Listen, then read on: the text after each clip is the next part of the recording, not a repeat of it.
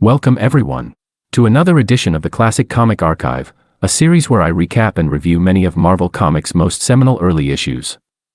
Our story for today is Journey into Mystery 89, cover dated February of 1963.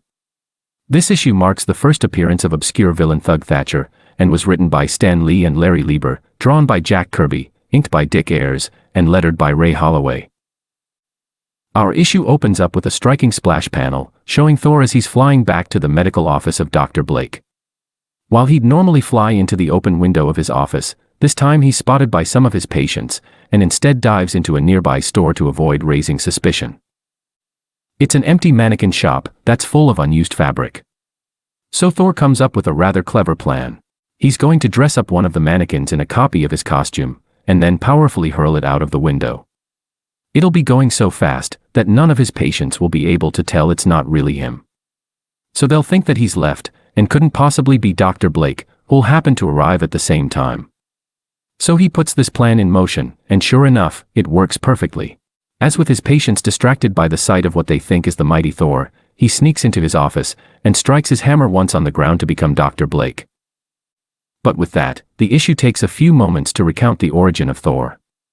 It all started with Dr. Blake, who was once just a frail and unassuming physician. But one day while vacationing in Norway, he stumbled onto an ancient cane in a hidden cave. When he accidentally struck the cane onto the ground, he suddenly transformed into the mighty Thor, and the cane became the hero's legendary hammer. Realizing the mythic power he now possessed, Dr. Blake vowed to use it against the forces of evil. That brings us back to the present, as Dr. Blake is working in his laboratory, but idly musing about his nurse Jane. He secretly loves her, but doesn't think that she'd ever fall for someone as weak as him. Little does he know that she actually does have feelings for him, but she's misinterpreted his lack of affection for a lack of warmth, and doesn't think that he could ever be a romantic. Even still, her heart yearns for another. That being the mighty Thor. She's encountered him several times already, and has come to picture herself as his doting housewife. But enough of her fantasies, let us shift focus to something far more serious. Thug Thatcher. That's the name of one of New York City's most infamous crime bosses. He's just been arrested for trying to interfere with the steel industry. He's currently being driven by the police to his new permanent residence. Prison. But he's not going down without a fight, and has arranged for his gangsters to ambush the police. And so they do, by ramming a massive truck into the cruiser that's carrying him. Thatcher's surprisingly unharmed by the collision, and is able to escape the car. But so do the police, who begin firing at Thatcher and his gangsters. The ensuing shootout echoes throughout the block, and to the ears of Jane and Blake, whose office happens to be nearby. While Blake would normally transform into Thor and help the police without hesitation, he's too afraid to reveal his secret to Jane, and thus decides to stand by and hope that the police can handle themselves. And it seems that they can, as one manages to shoot Thatcher square in the shoulder. Needing immediate medical attention, but obviously not being able to go to the hospital, Thatcher orders his gangsters to flee back to their hideout. But two crooks are left behind to find medical supplies, and their search eventually leads them to Dr. Blake's office, where they tie up Jane, and force Blake into coming with them. While Blake knows that he could easily defeat them as Thor, he again decides to remain as himself and avoid exposing his secret. So they bring him to Thatcher's secret hideout, where Blake agrees to treat the mob boss, but only because it's his duty as a physician, and not because he feels threatened. So he begins working to remove the bullet lodged in Thatcher's shoulder.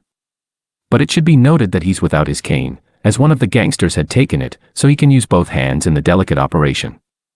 Regardless, Blake's able to remove the bullet from Thatcher's shoulder, an act which his wife is grateful for.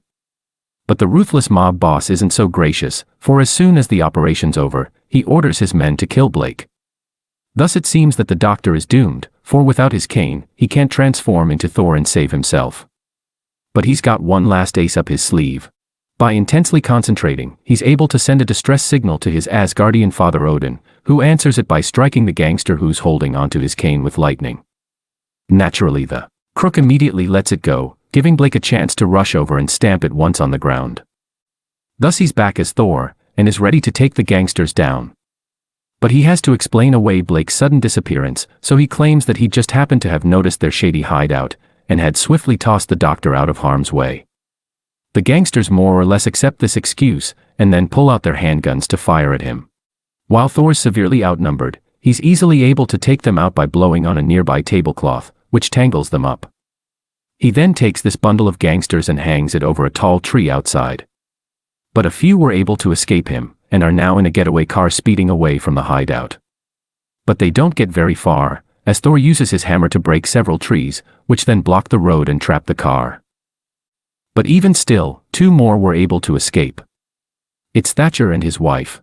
The latter of which is scheming to kidnap Dr. Blake, as he seems to be the only one who realizes that he and Thor are always in the same place. While he doesn't suspect that the physician is the hero, he thinks that by kidnapping Blake, he can force Thor to let him go. So he travels to Blake's office, and happens to get there before Thor. Thus as the hero returns, he finds Thatcher holding a gun to the tied-up Jane.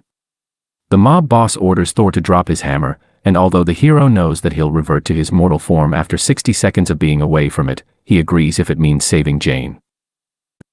Then, in perhaps the oddest power that Thor's ever shown, he somehow throws his voice across the room, so it seems that the police are outside ready to arrest Thatcher. So the mob boss turns his head to see what's going on, and while he's distracted, Thor retrieves his hammer and swats away Thatcher's gun. But with only moments before he picks it back up, Thor decides that his first priority is getting Jane out of harm's way. So he uses his hammer to create a mighty updraft that tosses Jane out of the office. He then quickly flies outside and gently rests her on a rooftop. But now that she's safe, he's got to get back to Thatcher, who's fled into the construction site of an unfinished skyscraper. He's currently going up its temporary elevator and firing at Thor from above. While the Thunder God's able to dodge all of the bullets, several of them nearly hit Thatcher's own wife, Ruby. But Thatcher doesn't even care, as he callously admits that he doesn't love her, and that she's nothing more than a pretty face to him. But by this point, a crowd's formed around the commotion, and fearing that one of them will be caught in the crossfire, Thor decides to swiftly end his fight with Thatcher. So he melts away the elevator's cables with a blast of lightning, which forces Thatcher to tiptoe onto the building's steel frame. But that's where he finds a bucket of red-hot rivets, and threatens to pour it onto the crowd, unless Thor lets him go. The Thunder God struggles to make a decision, as he can't let the innocent crowd be harmed, but he also knows that Thatcher's menace must be stopped. But he won't have to decide as the girder that Thatcher's standing on suddenly collapses.